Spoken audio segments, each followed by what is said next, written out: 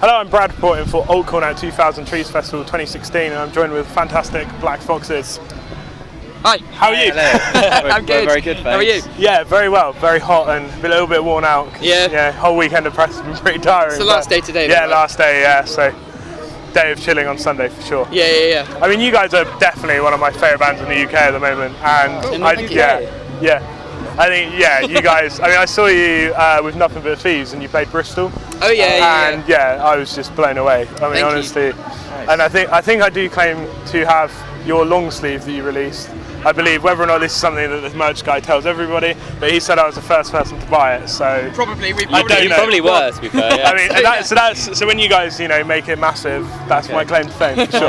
Nice. For sure. So I mean, you guys have your debut album out, and it's coming, really soon now, isn't it? I mean, what's been kind of like the coverage and the reaction to when you announced that you were releasing an album? I think we've been sitting on those songs for a while now. Yeah. So for us, we're just really eager to get content out. We've been waiting, and fans have been obviously impatient, and rightfully so, to just hear more content. Yeah. So we're just counting down the days until we can just get it out. It's going to be a daunting day, the day it goes to press and like people reviewing it. That's going to be kind of like a bit weird to see people like reviewing your beast, and someone gives it like an 8 out of 10. You're like, fuck you, it's a 10. But no, I think we're literally just so eager to get it out now. Yeah, for sure. It'll just be like a really slow process. I think we're expecting to just release it, and then this mad thing like, wow, no way. So just hit the button, release it to the world, and we sat there like, just patiently waiting for the One responses. person tweets, not bad. Nobody's said anything yet. Yeah. I mean, so you guys deleted all of your kind of older material, didn't you? And Yeah. I mean, what was the thinking behind that? We kind of had to do it just so people didn't get confused with certain tracks, because some tracks from the EP are going on the album. Oh, right, okay. It was more like a label decision rather than us. But We're not stoked on it, but Yeah. at the same time, it's 100% going back up. Yeah. The EP, and it's almost going to be something where now we've taken it away and the demand's so high for it again. Once the album's out, it's going to be really cool to have that as a back burner. If things go quiet and people really after more content, we can say, right, well, here's the old EP, just have it. I you know? think we only pressed like 100 CDs before, so Wow. if we release it again, it might be cool to do something else. We're thinking of doing a vinyl for it maybe at some Yeah. point. So we're thinking of cool things to do with it. It wasn't necessarily our decision. It was kind of a mutual decision. We understand why we had to, or why we should take it down to leave room for the new stuff. But it's 100% going back up. We're really proud of that EP. So it's going back up.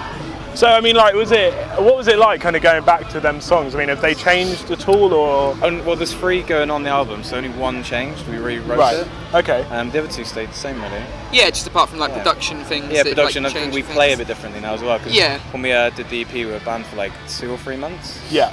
So obviously now we've been a band for like 3 years, so play a bit different. Yeah. And I mean, you must be at kind of like the perfect time to be releasing your debut album, I suppose. I mean, you supported a lot of amazing bands, and you've played some really kind of good festivals now, haven't you? So, I mean, you must feel like really ready, and that this is kind of the next step that your band needs to take. Yeah, I think it's gonna. If anything, it's just gonna set us up for the next year even better. Yeah. I mean, we've got loads of amazing things happening this year, but I think because it's at the tail end of this year, I think hopefully it gets traction to do some really cool stuff next year. That's I mean, one thing I really love about your music is how one minute it can be the most like frantic, like in your face, like rock ever, and then the next minute it can be like really kind of subdued and really slow. And I mean, like, how did you arrive at that sound and decide like that's what you guys want to do? I mean, was it a thing down to kind of like influences, or has it just it's just what you guys do? Initially influences, but we've just kind of evolved to do what we do, really. We were talking about it earlier with another interview that we practice in a scout hut. It's just this dingy scout hut in Plymouth where these guys live. And I think the reason that it's so dynamic like that, like the highs are so high and the lows are so low, is because in that scout hut, the noise is horrific, like the levels. Yeah. So when you go low, you have to go completely low, because else you're still hearing the intricacies of everything else going on. So I think just naturally writing in that environment, we wrote this album that kind of encompassed that. And so that's why I kind of feel like that's a massive part of it, just like the surroundings are a massive part of the dynamics, which is why it's so low and so high. And I think, we've been offered, like we get offered, well not necessarily offered, but like to go out to London and practice the studios up there, and there's better studios around us, but we always end up going back to the Scout Hut just because it's kind of us. We write the best songs there, so Yeah, it's cool. Yeah, I mean, so have you guys got many plans other than obviously the album release? I mean, what's the plan after that, or are you just kind of going to let it see how it performed after the album's released? Yeah. We'll be doing Reading and Leeds, and then we're off to the States in September. Yeah, wow. We're looking at some tours at the end of the year, and then next year, who knows? I mean, you must be stoked to be going over to the States. I mean, still can't believe it. I believe it when I'm there, really. Yeah. And even then, I probably won't. And Reading and Leeds as well. I mean, Yeah. that must be. Sure. But you know, when you start a band, and it's just like, oh, imagine not having to pay to go to America and play music. And that never happened, but imagine if that did happen. And we said it when we started this band, we were like, what do we all want from this? And we said that would be like sort of like the top half. If we could go to places like that, play music and not have to pay for it.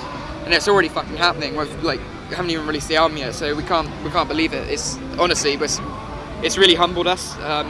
It's so excited, terrified, but excited. But fully deserved. Thanks, man. When you sit down and you're writing your music and stuff like that, I mean, what kind of influences the writing kind of process? I mean, do the lyrics come from kind of personal experiences, or is it more kind of just global problems? I don't know. I mean, is there an overriding theme perhaps to your writing, or? There was for this album. Yeah. It was all like a collection of times. Like I was having a shit time at the time of writing it, so it was all like it was a collection of stuff. I mean, the album title kind of says it already. I mean, I'll tend to write some sort of riff, or like sometimes I'll have whole songs, sometimes I'll have an intro, a verse, whatever. Yeah. Take it into the practice, and it all like kind of structure itself. Yeah. It tends to be what happens, and then I'll probably put lyrics on after. That's usually the process. Rarely like I'll have a full song. Like I think I'm not well like was just a full song. Like Home was a full song that I just had. But yeah, most of the time like they just evolve in these ways at the Scout Hut. It's Magic Scout Hut. It's Magic Scout Hut. Yeah, and I think the main thing for us is to not overthink it. Yeah. Don't want to sit there just thinking this bar needs to be perfect. Yeah. It's got to do what feels good. Yeah. At the end of the day, we're a three-piece fucking band. Like, we don't need to be perfect, and there's so many bands that have to be that strive to be this perfect thing. Like everything has to sound perfect. Live, everything need to backing track. That's not what music's about. Like sometimes it's good to kind of suck a little bit. Yeah. Because then it's raw and honest, and not everyone's perfect. You're gonna play shows and they're not gonna be that good sometimes. You're gonna play shows that are gonna be fucking great, and you need that dynamic, and that's the dynamic we felt we really needed in the album. And I think you guys kind of live on the fact that there's raw emotion there, and I think that is that's what immediately kind of brought you guys to me, because I was like, wow, like the emotion in this band, everyone's enjoying it, and it's just so natural and not forced or anything like that. Yeah. And I just it's just nothing but short of just admirable and really, really good. Well, that's what we want to get across, and that's wicked, you think. Thank you very much. Yeah, not a Cheers. problem. And so I mean, you've also played with a lot of bands, probably in your career. I mean, what was kind of the one band that you supported that you were like, wow, this is superb? Or is it a festival where you kind of share the stage? Nothing But Thieves are an amazing live band. They are phenomenal. They're a phenomenal. Like, I don't actually like them on record. I think it's too polished and stuff. But then live, they're just totally different beast. I mean, Connor's voice is just—he has the best voice in music right now. He does. Yeah, and they're such lovely guys as well. We they're interviewed amazing. them last year, and they were just superb. They're the best, and it's effortless as well. Like that guy will just, he'll just sing no matter what.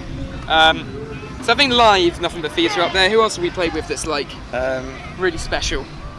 I can't remember off the top of my head. You did a tour with Milk Teeth as well, didn't you? You've been distracted by a little friend, haven't you? I was. Saw a friend there, sorry.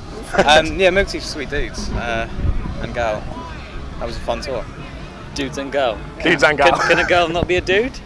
No, I don't It's think. a bit weird, isn't it? Yeah, I don't know. It's the same calling a girl a dude is the same as a girl calling a guy a dude. It's fucking weird. Just collectively, it's. Girls and dudes just no. Yeah, it's got to be Keep it separate, I separate. suppose. Boys should have the dude thing. A gang.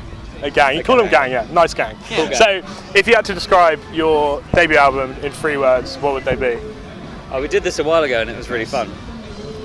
You're going to Remember? change it? No? I'm going to steal your word. Yeah, I've got a new word. Oh, wow! Alright, now I'm going to let you have the new word. Raunchy. Raunchy. Raunchy. Well, I'm going to steal your old word. Whimsical. Whimsical. I'm going to go with my old word, thunderous. Thunderous. I like it. It's no, Safe. it's Safe. No, I like it. You stole a word. it's good. Right? Yeah, no, that's true. True. So, Too cheap. so basically, when we review it, I'll make sure I try and fit them words in there somewhere. Thanks. Super. Thank you so much for speaking to us, guys. Thank you very much. Cheers, man. Thank you. Bye.